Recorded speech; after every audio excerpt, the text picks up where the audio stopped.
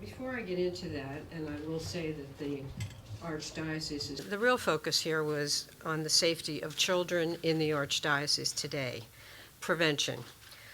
So among the first tasks that I chose to do was to just get to it and review the personnel files for every priest and deacon in active service in this Archdiocese.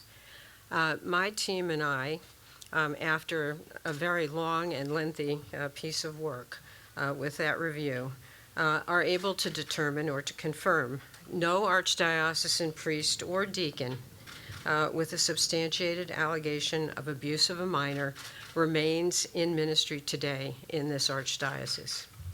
I'd like to give you some background to help you understand.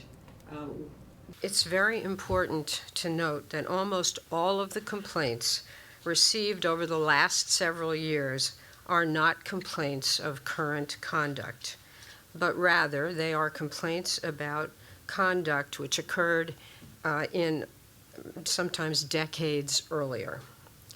Most of these complaints also involve priests who are deceased.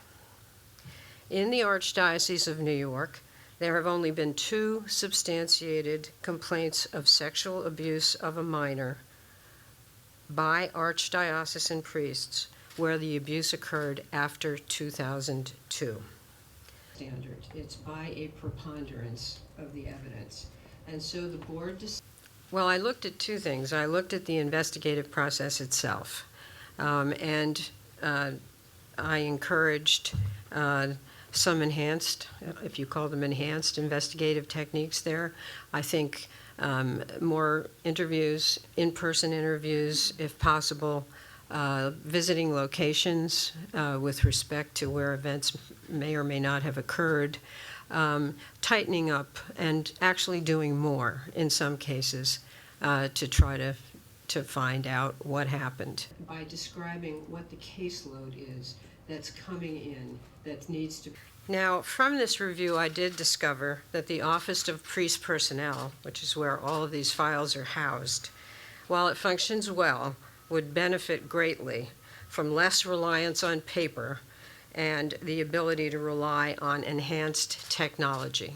About conduct which occurred in sometimes...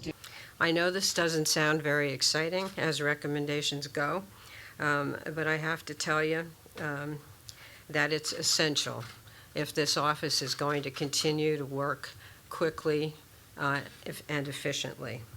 And sometimes hearing from the accuser and the accused, all of the evidence. The Archdiocese, the Chancery, has already signed a contract for a new document management system, and not just for the Office of Priest Personnel, although that will be the first office where the module is implemented, but for the entire Archdiocese. I think this will be a tremendous help in terms of reviewing future compliance. What do you say to victim survivors who do have a hard time, frankly? And it stung deeply last year when I heard from some of my people, you know, Cardinal Dolan, we're having trouble trusting you bishops. And I just thought, how can I restore their confidence? And I think, Judge, thank you. What you have said and what you intend to share with the people as well has gone a long way to do that. I hope so. The Act is just clicking in, and we're unaware of the financial